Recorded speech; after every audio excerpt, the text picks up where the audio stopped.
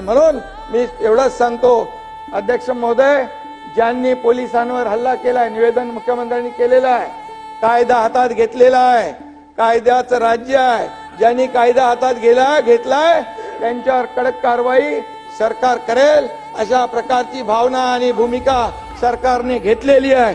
त्यामुळे इथून पुढे औरंग्याचं समर्थन, औरंग्याचं उदात्तीकरण कुणी खपून घेणार नाही। अरे याकूब मेमन, त्याचं उदात्तीकरण तुम्ही केलं, इथं बॉम्बस्फोटचा आरोपी तुमच्या लोकसभेच्या निवडणुकीमध्ये पाकिस्तानचे झेंडे फडकवले मतांसाठी, कुठं फेडणारे पाप। आणि म्हणून मी तुम्हाला लोकांनी जागा दाखवली आहे, तुम्हाला विरोधी पक्ष नेते एवढे पण जागा आल्या नाहीत, याचं कारण तेच की तुम्ही जे काय करताय आणि आम्ही जे करतोय, लोकांनी ठरवून या ठिकाणी निर्णय घेतलेला आहे, म्हणून लोकांसाठी आम्ही काम करतोय।